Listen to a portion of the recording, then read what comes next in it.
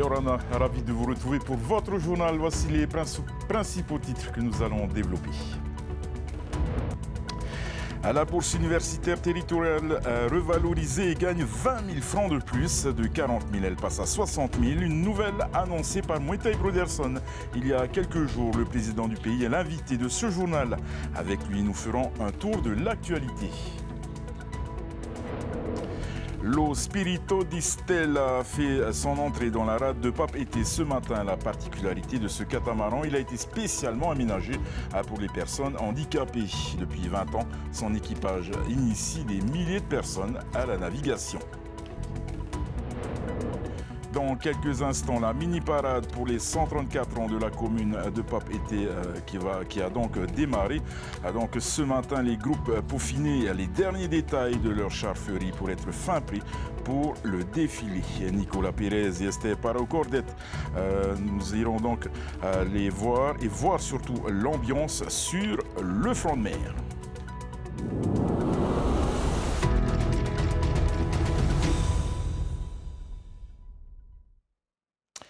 Le président Moetai Broderson a annoncé lors de son bilan d'un an de gouvernance que les bourses universitaires du territoire seront revalorisées. Elles passeront de 40 000 à 60 000 francs, soit à 20 000 francs de plus. Une nouvelle accueillie avec joie et satisfaction par les étudiants qui, pour certains, galèrent au quotidien. Jessica Doucet a rencontré certains d'entre eux. À compter de la rentrée 2025, la bourse universitaire du pays passe de 40 000 à 60 000 francs, une annonce qui ravit les bénéficiaires. Entre loyer, charges et nourriture, les mois sont difficiles, un casse-tête au quotidien. C'est une bonne chose. C'est quoi le plus difficile pour vous en tant qu'étudiant? Moi, je dirais c'est plus les courses d'alimentation. Comment ça se passe? Oui, je me restreins un peu. Par exemple, dans le mois, je peux aller une seule voire 2 fois manger à l'extérieur. Faut savoir gérer, quoi. Faut savoir gérer. Il y a des mois plus difficiles que d'autres? Oui. Originaire de Nukuhiva et étudiante à l'ICEP, Lorelai Lao bénéficie, elle, d'une bourse d'État de 50 000 francs. 36 000 francs sont dédiés à son loyer, le reste aux charges courantes. Heureusement qu'elle peut compter sur sa famille. Personnellement, ça peut aller, mais heureusement que j'ai un soutien heureusement que j'ai un soutien avec ma famille qui m'aide à payer quand même mes charges. Mais si j'avais uniquement la bourse, je pense que je pourrais pas payer l'intégralité de mes charges. Après ta licence, tu envisages de faire quoi? Après ma licence, j'envisage vers un master. Je veux continuer vers un master en journalisme. Le dispositif ne s'étend pas à l'ensemble des étudiants et seules quelques filières sont concernées. Pour les étudiants en master, par exemple, seuls 10 000 francs d'augmentation leur seront accordés. La bourse d'études, elle est divisée en 2 parties, la partie pour les licences et la partie pour les masters, qui ne sont pas les mêmes niveaux. 40 000 francs pour les bourses en licence et 50 000 francs pour les bourses en master. Avec le nouveau texte, il n'y a plus de différenciation entre les étudiants en licence et les étudiants en master. C'est dommage. Nous estimions que ça permettait de donner un petit truc en plus aux étudiants qui continuent les études en master. Mais ça a été annulé par le gouvernement. Il n'y a plus qu'une seule bourse à 60 000 francs, ce qui est bien. L'augmentation, c'est une très bonne chose. Mais le seul défaut, c'est qu'on aurait souhaité, nous, qu'il y ait une augmentation également, qu'on garde les bourses en master et qu'on les augmente à 70 000 francs, donc de 20 000 francs supplémentaires. L'association Avenir étudiants interpelle le gouvernement concernant les étudiants hors territoire, car pour eux, le montant de la bourse n'a pas évolué. Monsieur le Président, Yorana. Alors, vous avez entendu la satisfaction des étudiants. Qu'est-ce qui a motivé votre gouvernement à faire donc cette revalorisation? Écoutez, nous avons toujours considéré que l'avenir de ce pays, c'est nos enfants, et nos étudiants, c'est un investissement sur cet avenir. Et puis, quand vous aidez un étudiant, vous aidez également ses parents. On l'a vu dans le reportage, la plupart des étudiants, finalement, il y a aussi les parents qui contribuent. Et donc, le fait d'augmenter ces bourses, qui est une augmentation sans précédent dans l'histoire de notre pays, pour nous, c'est un investissement sur l'avenir. Vous êtes d'accord avec ce qui a été dit par rapport à une augmentation qui aurait été souhaitée également pour ceux qui sont en master? L'augmentation, elle existe, elle n'est pas la même. Je ne pense pas que le coût de la vie soit différent que vous soyez en master ou en licence. Donc ce que nous avons fait, c'est que nous avons essayé d'égaliser un peu tout le monde. Je pense que l'augmentation même moindre des bourses en master, elle va être appréciée. Merci beaucoup, Monsieur le Président, pour ces premières réponses. Vous l'avez annoncé hier à la fin du collectif budgétaire. L'État organise le retour des Polynésiens donc bloqués du côté donc de la Nouvelle-Calédonie à cause de ce qui se passe et de ces émeutes. Certains parmi eux considèrent comme prioritaire embarqueront donc demain sur un vol spécial pour revenir à Tahiti. Les autres Polynésiens devront encore patienter. C'est le cas de Heriani Touar et Hoanoa à Bernardino. On l'écoute. J'ai eu certains Tahitiens qui sont basés sur Nouméa qui m'ont contacté pour me dire si j'avais reçu le mail du Osaria.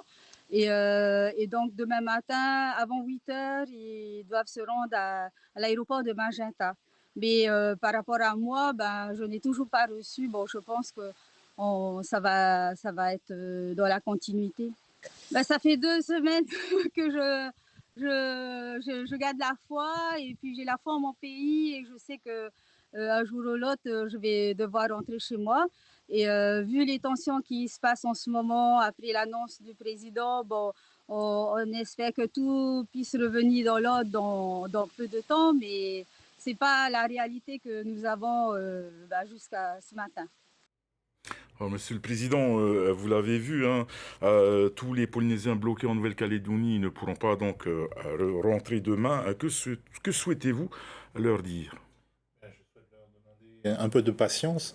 Vous savez, depuis le début de ces événements, nous avons tout de suite, nous sommes mis en contact avec les autorités de Nouvelle-Calédonie. Nous avons demandé à pouvoir disposer de la liste complète des Polynésiens bloqués en Nouvelle-Calédonie, ainsi que la liste des Calédoniens présents chez nous.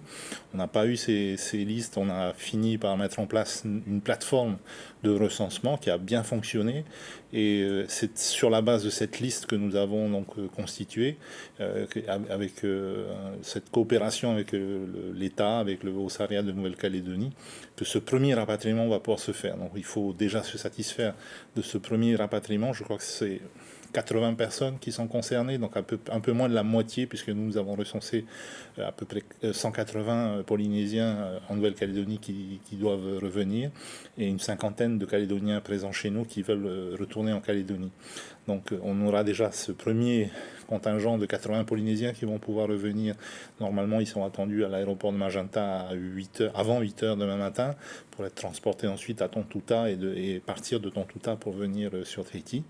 Ce que nous ne savons pas encore aujourd'hui, mais bon, tout peut changer, ça se gère vraiment au quart d'heure près. C'est si l'avion qui va ramener nos Polynésiens pourra repartir vers la Calédonie pour éventuellement embarquer les Calédoniens qui sont en Polynésie. Ça, je ne peux pas aujourd'hui, à l'heure où nous parlons, vous le confirmer. Justement, il y a aussi l'équipe, pour rester dans l'actualité, de Magenta, oui, en l'occurrence, qui est ici et qui souhaiterait rentrer. Tout à fait. Malheureusement, je ne peux pas vous dire quoi que ce soit à ce sujet aujourd'hui. On est dans l'attente, on continue de travailler avec les autorités de Nouvelle-Calédonie. Nous leur avons transmis une liste de passagers prioritaires basée sur les états de santé, basée sur les conditions. Certaines personnes sont menacées de perdre leur travail, d'autres ont laissé des enfants en bas âge. Donc nous avons malheureusement dû établir une liste prioritaire. C'est ce premier contingent qui va partir demain. Le président Emmanuel Macron a fait un déplacement de courte durée à Nouméa pour installer une mission de dialogue. Quel est votre sentiment par rapport donc aux interventions du président sur le Caillou ? Je pense malheureusement que l'État continue dans sa mauvaise appréciation de la situation en Nouvelle-Calédonie. C'est mon sentiment, c'est mon analyse. Les soucis qui se déroulent, qu'on a aujourd'hui, étaient prévisibles, étaient prévus depuis la fin du 3e référendum, qui n'est toujours pas accepté par la communauté kanak, par le camp indépendantiste, qui n'est d'ailleurs pas reconnu par la communauté internationale. La persistance de l'État à vouloir reconnaître ce 3e référendum, malgré le fait qu'il y a eu 56% de la population qui n'est pas participé, c'est une première erreur. Et ensuite, de vouloir passer en force ce texte sur le dégel du corps électoral, c'est une deuxième erreur. Malheureusement, l'État persiste et signe. Vous avez proposé d'ailleurs à l'État d'être médiateur. Qu'en est-il? J'ai proposé de faire partie éventuellement d'une mission de médiation. Pour l'instant, je n'ai pas de retour. Je crois qu'aujourd'hui, ils sont tous un peu le nez dans le guidon en gestion de crise. Si on me sollicite, je répondrai bien entendu avec plaisir. Monsieur le Président, lors du collectif budgétaire, l'amendement présenté par le groupe Tapura à Huir Attira pour une aide solidaire au peuple de la Calédonie a été rejeté. Comment l'expliquez-vous? Je l'explique de manière très simple. Pour moi, c'est un amendement politicien. Il y a un responsable à la situation en Nouvelle-Calédonie, c'est l'État. J'estime aujourd'hui que c'est à l'État d'assumer les premiers secours, on va dire, et l'aide primaire qui doit être apportée à nos voisins de Nouvelle-Calédonie. Ensuite, malheureusement, il est prévisible qu'après la situation se débloque, un afflux de personnes de Nouvelle-Calédonie arrive chez nous.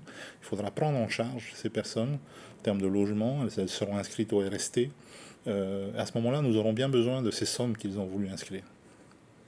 Et lors toujours de ce collectif budgétaire, la majorité a rejeté l'amendement de Aheria Polinetia pour la revalorisation du COPRA, ce qui a provoqué des tensions au sein du TAVNI. N'y a-t-il vraiment rien à faire? Non, ce n'est pas des tensions. Il y a des gens, notamment nos élus des Tuamotu, pour qui le COPRA, c'est quelque chose qui vivent dans leur chair, c'est leur quotidien.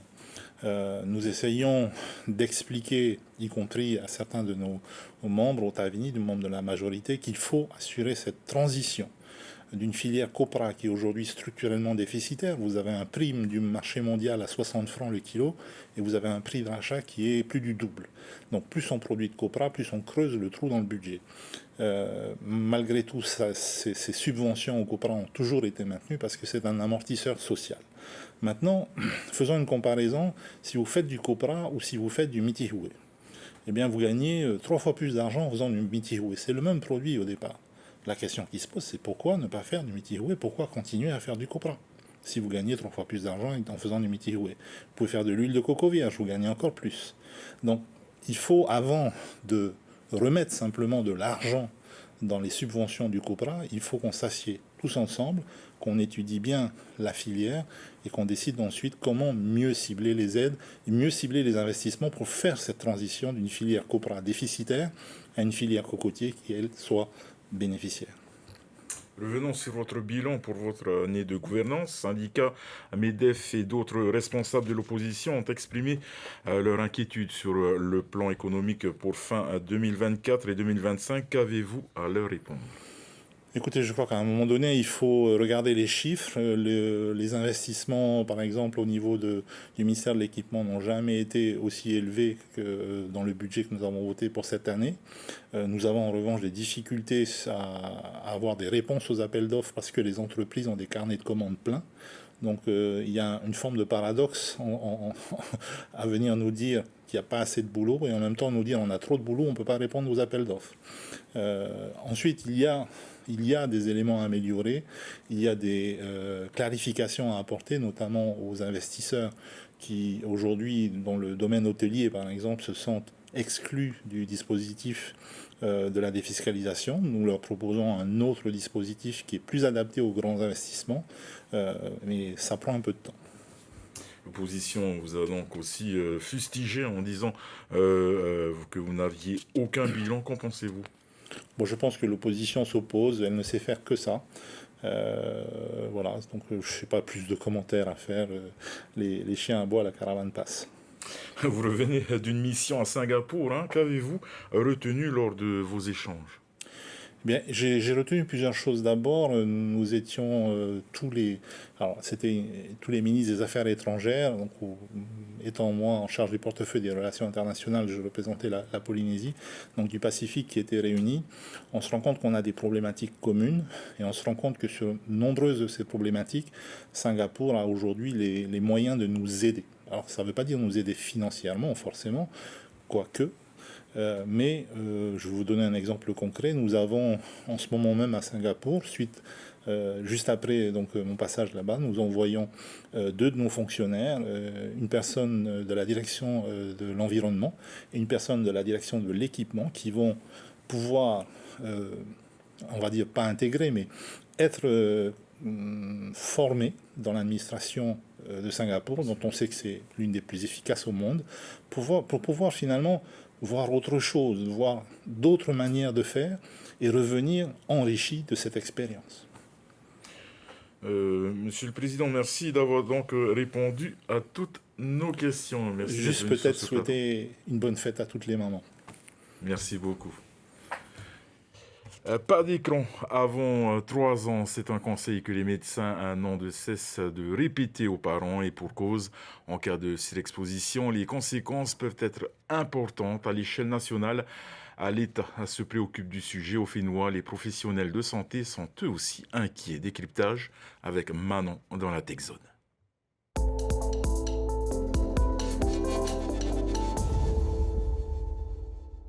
Bonsoir Davidson et bonsoir à tous.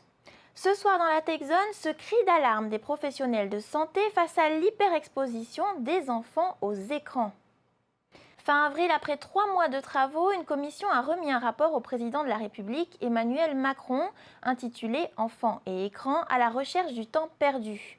Objectif de cette étude, trouver des moyens d'agir collectivement pour préserver la santé des plus jeunes, particulièrement exposés. Car le constat est unanime, les impacts sur la santé sont nombreux. Au Fénois, les équipes du Centre de santé scolaire et du Centre d'action médico-sociale précoce de Pirée en ont la démonstration au quotidien. Je constate que depuis 3-4 ans, nous accueillons de plus en plus de petits-enfants. Donc pour nous, petits-enfants, c'est SPSM, qui sont sans langage, qui ne parlent pas. Et un deuxième effet qui est surtout au niveau aussi de la relation en fait, avec des difficultés pour l'enfant de regarder et de jouer avec les autres, etc. Une forme d'enfermement un peu dans son monde en fait, à lui et dans le monde des écrans. On se rend compte que beaucoup d'enfants qui sont par exemple en CE2 vont avoir un niveau de lecture de CP et l'extrême majorité sont surexposés aux écrans. Donc on y voit forcément un lien entre les deux. Pour ces professionnels de santé, ce sont les parents et plus largement l'entourage éducatif qui doivent agir. Le rapport préconise par exemple l'interdiction des ordinateurs et des téléviseurs dans les maternelles, un avis partagé par les médecins que nous avons interrogés. Je suis d'accord avec la commission. Pour moi, en maternelle, c'est 0 écran. Moi, malheureusement, aujourd'hui, tant que médecin, j'interviens dans les écoles. Là, je vais aller voir les enfants dans les écoles.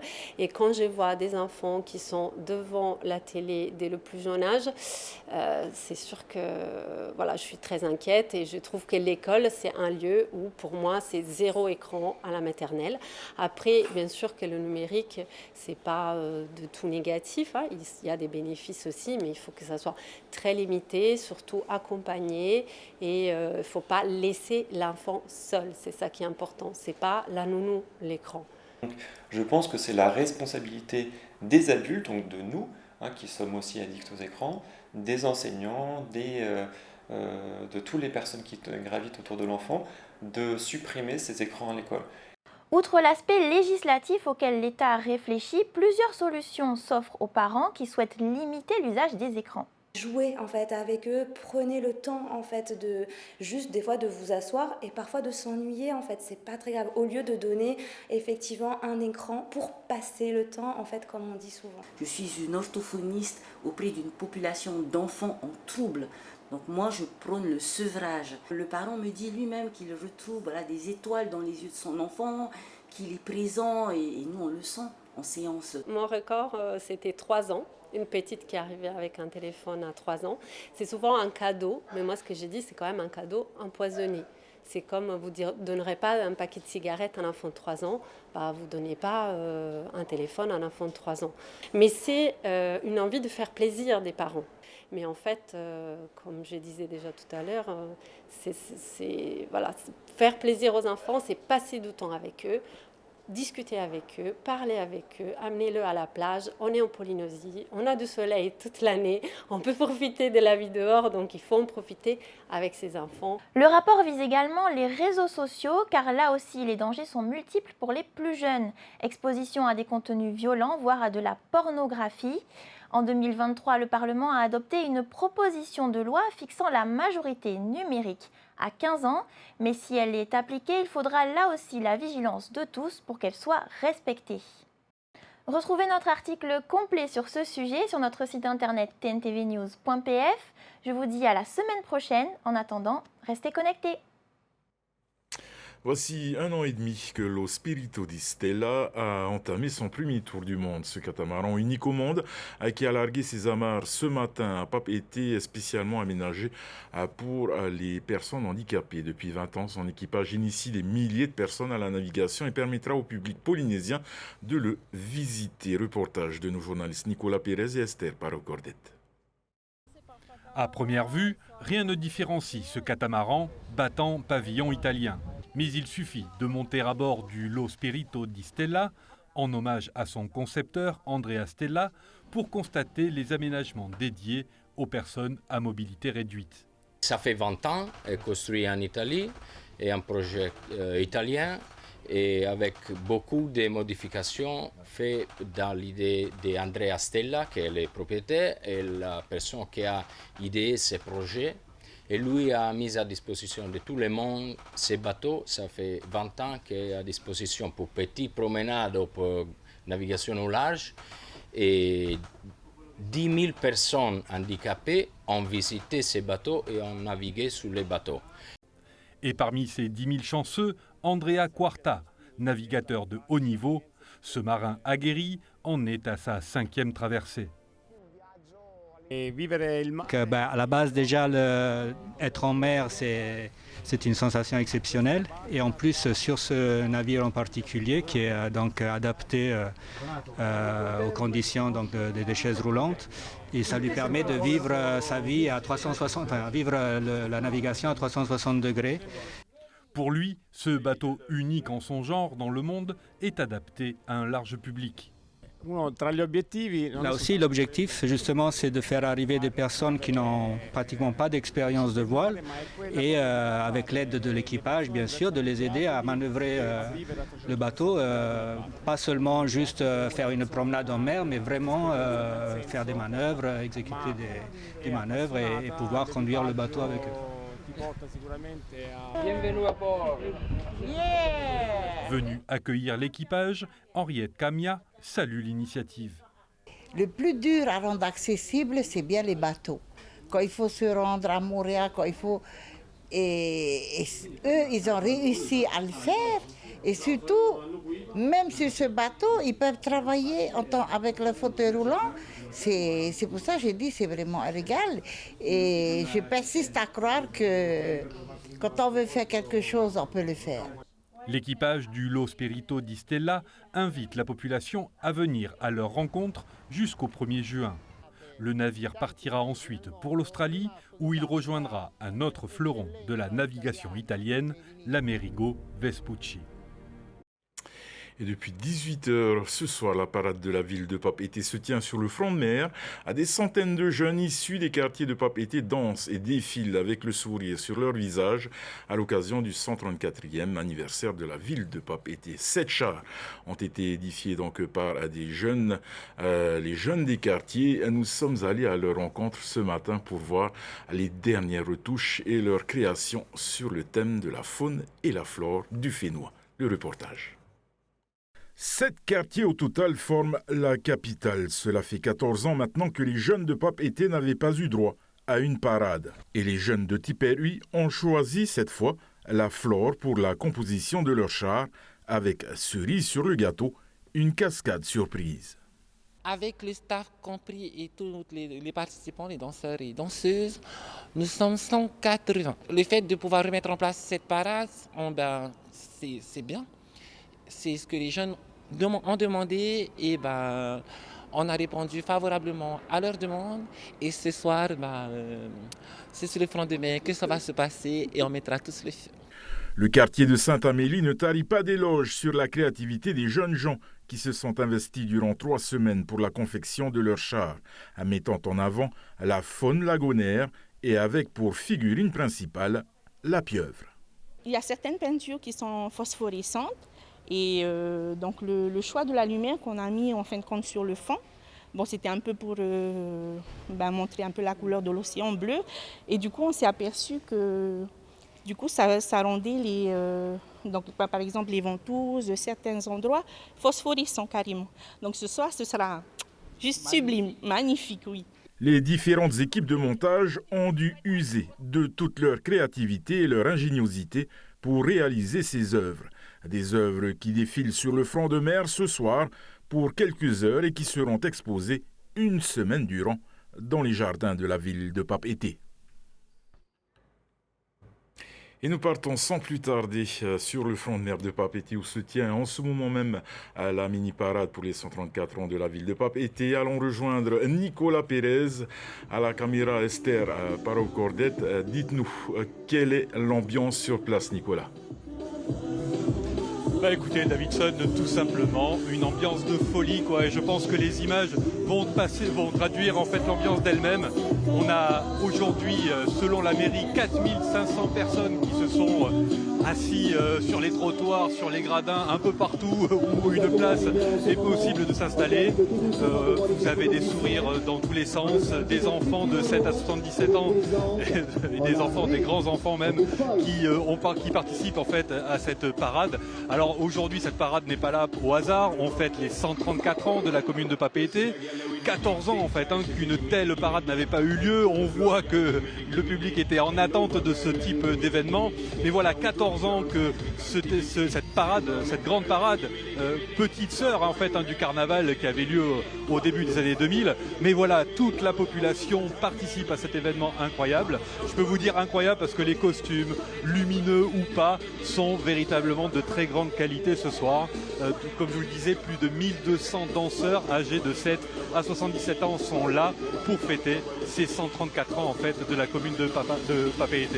Alors pour côté char en fait, ils ont pour thème la flore et la faune et la flore. Donc on retrouve autant le papillon que la pieuvre, des poissons du lagon. Vraiment, c'est incroyable en termes de création. Des créations en fait qui ont demandé quasiment 1 mois de travail et 1 mois de répétition pour les chorégraphies. Donc voilà, ce soir, c'est la grande fête à Papeete. Je vous invite, Davidson, avec toute l'équipe d'ailleurs de TNTV, de prendre vos costumes, de venir nous rejoindre sur place à Papeete, au centre-ville, sur le front de mer. Et bien évidemment, moi, j'invite tous les téléspectateurs à nous rejoindre ce soir. C'est jusqu'à 22h, donc on a encore le temps de prendre sa voiture et de se rendre encore à Papeete. Venez nombreux, c'était Nicolas Pérez, en direct de la rade de Papeete. Rendez-vous pris, Nicolas, et merci encore pour ces belles images du front de mer donc de Papeete. Et encore un bel anniversaire à notre ville, à notre capitale, la ville donc de Papeete. En football, maintenant, Pirée s'est incliné 4-0 face aux Kiwis d'Auckland City au Stade Pater hier soir dans la finale de la Champions League de l'OFC. Auckland n'a laissé aucune chance aux hommes de Raimana Lifunqui. Il nous donne son sentiment sur le match au micro d'Olivier Huc. On l'écoute. On ne s'attendait vraiment pas à ce que le score soit aussi large. Mais après, voilà, je pense que Auckland City n'a pas démérité. On a vu que c'était une belle équipe en face de nous. Ils étaient déjà tous très affûtés, tous en forme. Et la plupart, ça se voit qu'ils ont l'expérience des grandes rencontres. Je pense que tout le tournoi, ils ont géré et ils ont tout donné sur cette finale aujourd'hui. Après, voilà, on n'a pas rougi non plus de notre parcours. Je pense qu'on a fait un parcours qui est plus que correct. Et je voudrais encore féliciter les garçons et tout le staff qui nous a aidés à bien préparer ce tournoi. Et aussi remercier tous les supporters qui sont venus nombreux ce soir nous supporter. Delby Villa Góngora est le grand vainqueur de la course reine de la nuit des trails. Le Péruvien a bouclé les 100 km en 13 heures et 44 minutes. 522 coureurs étaient sur la ligne de départ hier soir sur la plage Tahiamanu. À coup d'envoi à 20h, les passionnés se sont attaqués au sentier de la vallée d'Opunho. Plusieurs distances étaient proposées, 25, 50, 70 et 100 km. Cédric Vann s'est imposé dans la petite course en 2h43 minutes. Thomas Lubin ne laisse aucune chance à ses adversaires dans le parcours de 50 km. Il l'emporte en 5h20 minutes. Grâce à sa victoire aux 100 km, Delby Villa Góngora décroche un billet d'avion qu'il pourra utiliser pour une prochaine échéance à l'international.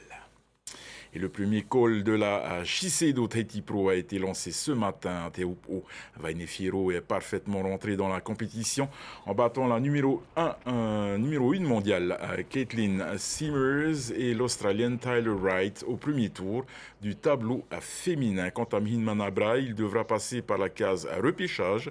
Pour sa première série, le tenant du titre des trials s'est retrouvé face au numéro 1 mondial, Griffin Golapinto, et au champion olympique en titre et ancien champion du monde, le Brésilien Italo Ferreira.